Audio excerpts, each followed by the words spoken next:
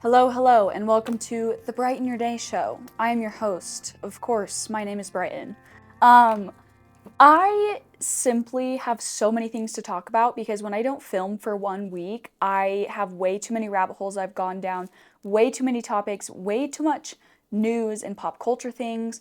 So we're just going to get right into it with kind of something that is everybody loves. It's been very hyped throughout the years. It was one of the best things that's ever happened to Spotify, and that is Spotify Wrapped.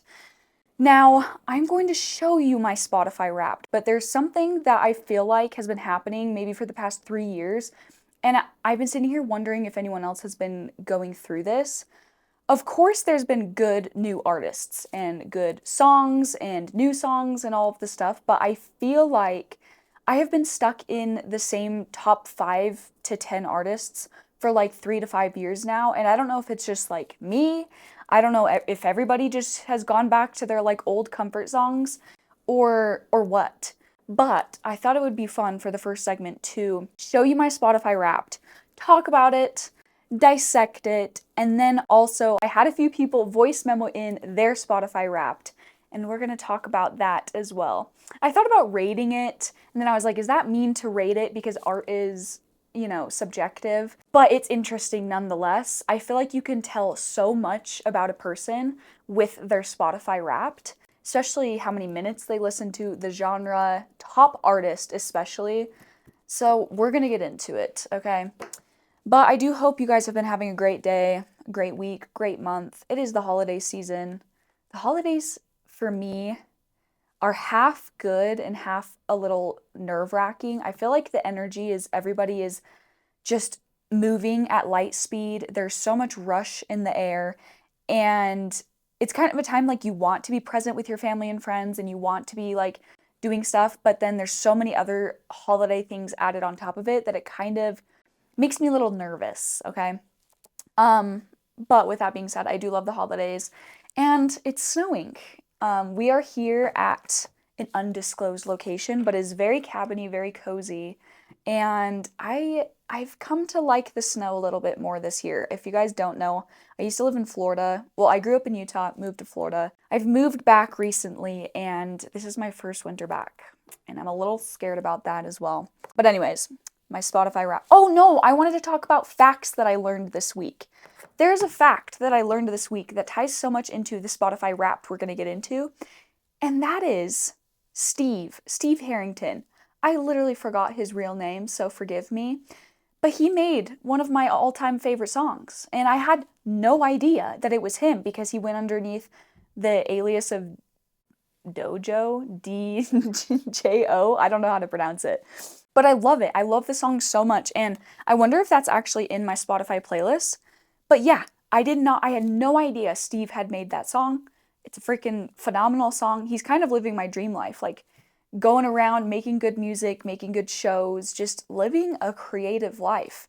But that song is called Back in Chicago, When I'm Back in Chicago. And when I'm back. Oh, End of Beginning. End of Beginning by DJO, Dojo. See?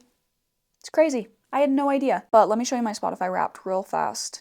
And when I'm back in Chicago. Okay, coming first, if you can see it here. First, top artist. And this is no surprise to anybody that remotely knows me. I think he's amazing. It doesn't matter if he's in this genre. He's made other songs that aren't even in the genre, and he's just incredible. First top artist is Chris Stapleton.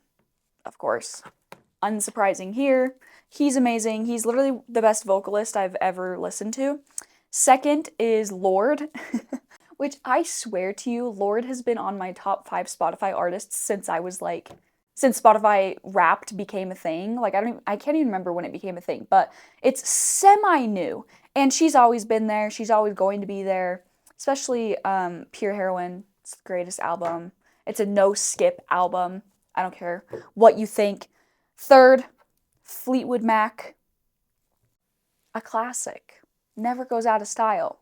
And Stevie Nicks as well. Like, just both. Incredible. Fourth, this is an oldie but a goldie, but he's always in my top 5. Frank Ocean. Frank needs to come back sometime soon, but I kind of get the feeling he's not going to. He just made the most incredible albums and then disappeared, and I don't blame him for that. And then fifth, which this one's kind of new, but Miley Cyrus. Miley Cyrus is my fifth top artist of my year. And Miley Cyrus, the reason why she was on my top five is because I've been getting into singing lessons. I've always loved to sing, but I've wanted to like kind of oomph my voice up. And she's an incredible vocalist as well. She's one of my favorite kind of like risp, rasp, gritty vocals. I think she has an incredible range. Her songs are so powerful. And I don't know if she's ever like missed. She just can cover anything so well. If you guys want to go down a rabbit hole, go down Miley Cyrus's rock cover rabbit hole because she covers rock songs better than most people on this planet. She needs to launch a whole rock song or a whole rock album. I think it'd be incredible. I know she said that her album with the pink cover, I think it was called Plastic Hearts or something Hearts, had some like rock elements in there, but she needs to go full like classic rock to just rock album. I think she's incredible. Let's see. My full genre or my top genre was indie folk, which kind of shocks me because of my top artists. Kind of doesn't make any sense. Let's see. Minutes listened to was 21,924. I don't even know, is that a lot? Is that a little? I don't know. I've seen people with like 50,000, so I'm kind of doing rookie numbers, but I do listen to podcasts on my Spotify. And then I thought it'd be so funny. And you guys need to obviously comment down below what your top five Spotify artists were the year of, or if you do Apple Music, if they do their own little thing, which I'm pretty sure they do. Even YouTube just launched like a YouTube Wrapped. But you need to tell me what your top five artists were of the year because that is very telling and very interesting. But my listening club was the Cloud one. What was it? Cloud State Society Listening Club. Represent. Pretty sure this was like 9% of people. You want to know what I can't find, but I really want to find? I want to find my listening age because Spotify did like what they think your age is, and I would be really curious what mine is. But I can't find it, and I've looked through my Spotify Wrapped like 1,400 times, so Spotify, reach out. Somebody tell me how to do this. But here's the thing. This is where we get into a segment where I want to listen to other people's top Spotify Wraps, okay? And we're gonna talk about it. I hope I know the artists well enough to like kind of make my 2 cents. But I had them send in my Spotify Wrapped. Here, hold on. First Spotify Wrapped. Are we ready? Hey B, this is Ella, and my top artists this year for Spotify Wrapped were Muscadine Bloodline, Noah Kahan, Chris Stapleton, Riley Green, and Phineas. Oh my gosh, of course. We got a country girl. Country girl in the house. Ooh, okay. So the first artist, I actually remember kind of looking at it and I thought they were good, but I've never really listened to them, never heard them. So she's kind of that underground vibe of listening to like I mean, they're probably decently popular, but you know, like maybe they're a little bit underground. Muscadine? Bloodline? Bloodline. Interesting. Muscadine Bloodline was her top one. I'm gonna have to listen to that. Looks very country. Good old country boys. Which Ella is very country. Okay, Muscadine Bloodline, Noah Kahan, a staple, obviously. Chris Stapleton, also a staple. Riley Green. So I know some of his music through Ella Langley, but I haven't listened to him a lot on like his own. All I know about Riley Green is how many of my friends post him on their story and say that he's their future husband. So I think that there's going to be a little bit of a problem once he gets married because I can count like 10 people off the top of my head that post on their Instagram stories about Riley Green and say he's their future husband. And then Phineas, which Phineas is incredible. I love listening to Billie Eilish and Phineas's like interviews and stuff together because they both are so good on their own and then individually, and then them coming together obviously for their music is incredible for Billie. But Phineas's music is so good. And I know he's already like very big, but I hope he continues to be big because he absolutely deserves it. They're like child prodigies at obviously they're older now, but they're so so good. Okay, we're gonna move on. My Spotify Wrapped is Enya, Watch House, The Wilder Blue, Aurora, and T-Pain. My top for Spotify Wait, that's Wrapped. actually so funny. Okay, wait. Enya was her first top artist. That is hilarious. I understand because Enya, like every time I put her on, she's just the most calming energy ever. I could simply listen to Enya and be happy for the rest of my life.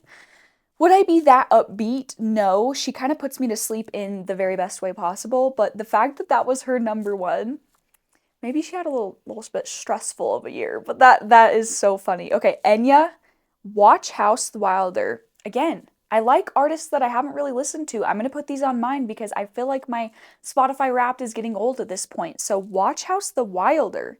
Interesting. Wait, Watch House the Wilder, Blue Aurora.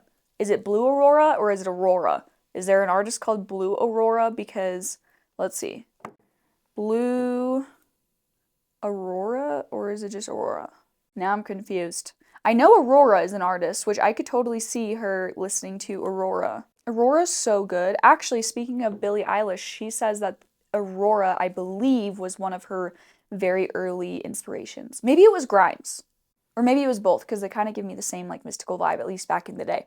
But Aurora's so cute too. Like if you guys ever follow her Instagram and stuff, she just seems like the best, happiest, go lucky, calm presence ever. Like when I see someone like that, I'm like, I want to be your friend. Like there's people that I see that make content, I'm like, yeah, cool. But then you see others and you're like, no, but if I want to know you in real life. Like I wish you were my friend. And Aurora is one of those girls.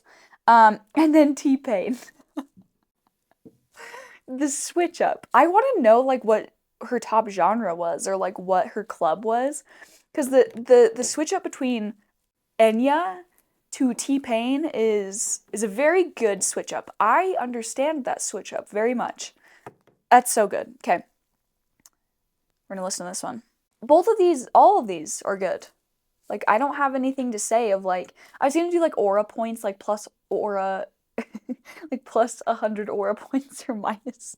I don't know, but then I decided not to. My top for Spotify Wrapped was Tim Janis, Coldplay, John Powell, Judah Earl, and Harmony Tales.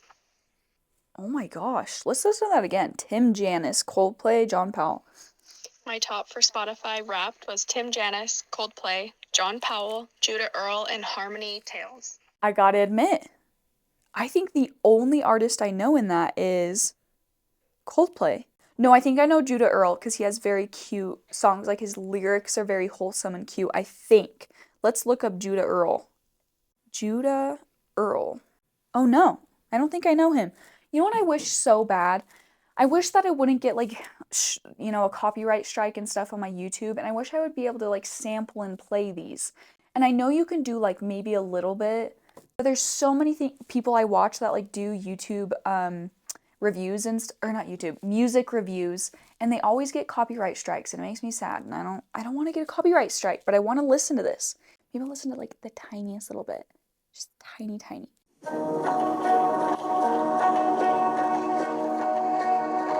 Okay, it kind of seems like instrumental. I wonder if that's it. I wonder if he sings or if it's mostly instrumental. I can get down with instrumental music, by the way. I love it, especially when I'm like writing or like doing any sort of like cleaning. Instrumental music, so good. There's so many random if you want to go down a rabbit hole, look on Spotify and type in any random like word or phrase. Guaranteed there's someone that has made a playlist for that reason. Guaranteed. Like you could type in any problem, anything. Like I've been taking acting classes and I was like, "Oh, I kind of need music that's like really gut-wrenching music for the scene that I've been working on." I typed in gut-wrenching and there's someone that has made a album, or not an album, a playlist called like songs that are absolutely heart-wrenching or whatever, and it worked. It worked perfect. That is something so interesting. Okay. Ooh, Indie Christmas. I gotta play that later. I actually love like Spotify's algorithm. I know there's like so much to say about AI and Spotify and bots and Suno and everything that's happening, which I could get into later if you guys want to rabbit hole down like the music industry and what's happening right now. I could do that later, but they're getting really good at knowing what I want to listen to, which is for better or for worse, because then it kind of creates like a passive listening experience where maybe that's why I haven't been able to find new music, because I kind of just allow Spotify to feed me whatever if you do like the AI DJ. So sometimes I stop that and I'm like, no, I want to go search for songs. I want to go search for new artists that I like and I want or whatever. But that is rabbit hole for another time. Please comment down below your Spotify Wrapped. Comment down below if you are in the Cloud State Society like I am. I don't really know what that means, but I'm a part of a club. So if you're part of my club, great. Awesome. We are friends. Okay, I wanted to transition. We're going from Spotify, I know. But I wanted to transition into something else that has been on my mind recently. And if you are a guy that happens to watch my show, I would be shocked for one. But if you are, I don't, if you're interested in makeup, great, awesome, stick around. But we're going to be talking about the beauty industry and also beauty influencers as a whole, okay? Because the reason that like this kind of came about and I've been thinking about this as a whole is because Jaclyn Hill, who she is like one of the OG beauty influencers, especially YouTube days. She's been around forever. Jaclyn Hill just posted on TikTok, and I'm not going to comment on like her per se because there's a lot there. But it's kind of the overall cultural thing that I feel like has been happening recently with people and beauty influencers like Jaclyn Hill or influencers in general. So she posted this video, and she was like, I don't understand because I have like millions of followers. I've done this for like 14 years and I can't find my fan base anymore because TikTok just keeps pushing it out to like new people who aren't my audience, and I don't know if I'm just like shouting into the void, and I get 30,000 views but I have like millions of followers and I'm really confused. And to that I say a few things. One, I totally agree. I think the follower-based algorithm now died, and the For You-based algorithm has made it so even if you follow someone, there's a chance you'll never be able to see them again or their content.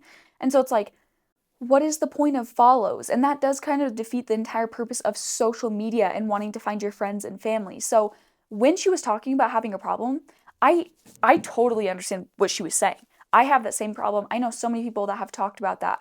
And bring back like chronological order and follower based stuff because I want to follow the creators and see when they post. But obviously like the For You page algorithm has surpassed anything because it keeps people on the app. And if you know anything about any of these apps, even this one, you know that that is the ultimate goal, is to keep eyes on the platform to have ad dollars. And that doesn't work as well if you have a feed one that ends, so you check all of your boxes and then you end, so you exit out of the app. And it doesn't work as well if you're not as entertained with new stuff and novelty, because our brains really like novelty. Really, really, really like it. And that causes a very big dopamine spike as well, which creates a feedback loop, all that good stuff.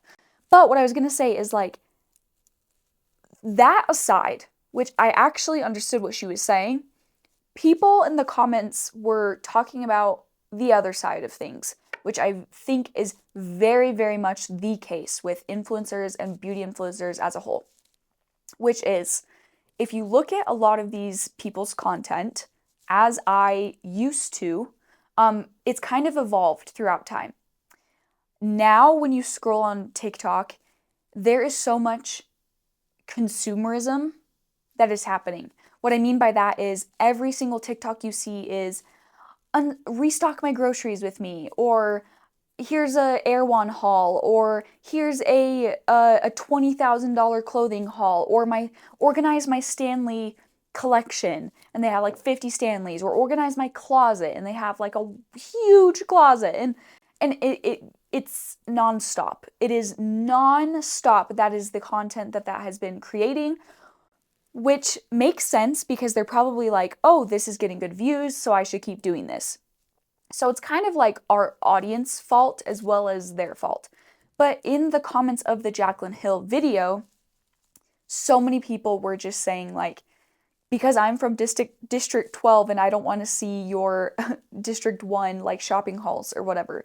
Or because I can't pay for groceries anymore and you're doing a Stanley collection haul with me or a grocery haul with me and I can't even afford what you just bought. Or your clothes, like all of your clothes cost more than like my house or whatever. Like and there was so many comments. Like it really, really, really struck a nerve with the majority of the audience. Um, and I get it. I get it because I used to watch so many influencers, beauty influencers, and we're gonna get into this in a second, but it's hard and it's hard to watch a lifestyle like that when they don't teach anymore. And there was this comment that I totally agree with, which is like, beauty influencers need to teach me stuff. I need tutorials and hacks and tips and tricks. I don't need you to just be throwing in my face all of these like hauls that you've been doing or your lifestyle or whatever. And there's this whole argument about like relatability versus not relatability. And I think people just want to be entertained for the most part, but they want to be entertained and feel like a connection to that person. And when a lifestyle is so flaunted and exceeds a normal life to the degree that it usually is with all these influencers, people kind of lose that connection. And if you're not teaching anything, that makes it even more exacerbated because people are like, why am I watching this content that's making me feel bad about myself and my lifestyle? And they're not like kind of giving me any value back.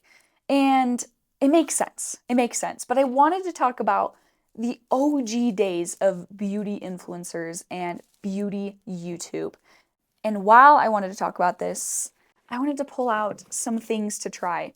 I was going to try and do this. And if you're on Spotify, I'm sorry. I'm just going to be kind of doing some makeup as we're talking about this. But if you're on YouTube, join me in this endeavor. But I wanted to do like my whole makeup routine. I thought that was going to be really fun. But I am not a professional and that was going to take so much time and effort and I don't think I can like talk about things and like I don't think I can do two things at once. But this is going to be a rundown. This is going to be a test run and we're going to try it out. OG beauty influencer days, YouTube days. There are big names that are still around, but there were so many others that I used to follow. I used to watch every single one of Tati Westbrook's videos. Every single one. She was the OG, like, tutorials. She's kind of chatty. All of her product recommendations, especially drugstore product recommendations, I trusted her with my life. And I don't feel like I ever got any complaints. And if you guys know Tati, you know what I'm talking about. Like, she had really, really good product recommendations, high-end and drugstore. But this is a foundation that Tati Westbrook, way back in the day, told told her audience she liked, and it competed with high-end. It is the L'Oreal Infallible 32 Fresh Wear Foundation. This is shade 430. This competes with my NARS foundation. It's like the NARS like glowy foundation. This stays on, it's buildable, it's lightweight. I still use it, so thank you, Tati Westbrook. I kind of want to like try it on. Maybe I should take off my watch.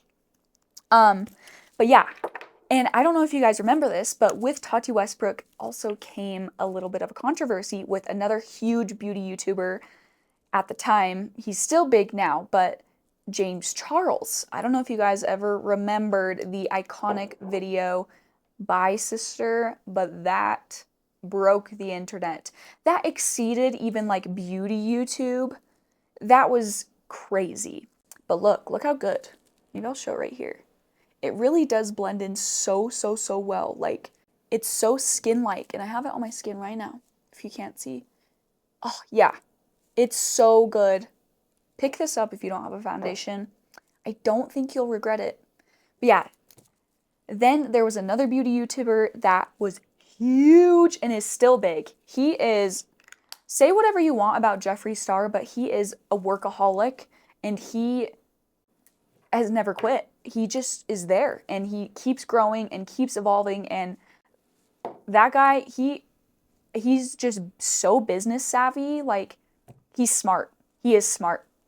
But I don't know if you guys remember Shane Dawson, but Dawson and Jeffree Star's videos, oh my gosh, those were like top tier level documentaries. When they did, I'm trying to remember their other videos, but they did so many. There was one that was when they were building their like mystery palette, and it was like black. I can't remember what it was called, but and they did this whole like launch video, but it was like a part series where they were building their palette and showing their shades and showing all of that. Like, I loved it. Or Shane Dawson, I think when they first kind of had like their first videos together was when Shane Dawson was doing that series where he was like inside the life of Jeffree Star or of Jake Paul, and he would go to like these controversial YouTubers and kind of like do a documentary style video, which I've always wanted to kind of create something like that because I think that would be so freaking fun. But I don't know if you remember that. Those were the days. Those were like,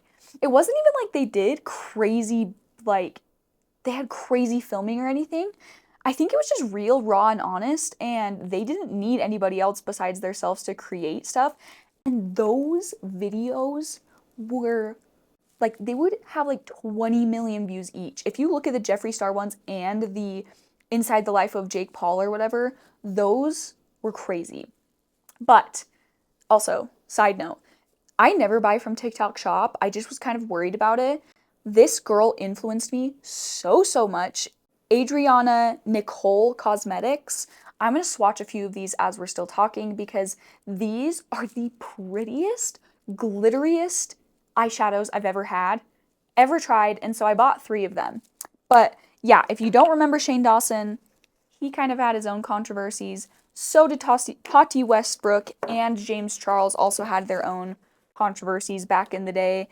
And dare I say, they kind of like, I don't know, they were a huge deal. But when I think about someone like Tati, which she's actually still creating, I think about like how she actually taught us stuff. And Jaclyn Hill in the day would teach, and I'm sure she still does tutorials. But like Tati Westbrook and James Charles and Jeffree Star were the OGs because they also would give so much useful, valuable information that I feel like is missing. And on top of that, I feel like people really gravitate towards Jeffree Star, because he is so authentic. But also look at this. I hope this picks up. I really hope. This is a gold. It just is insane.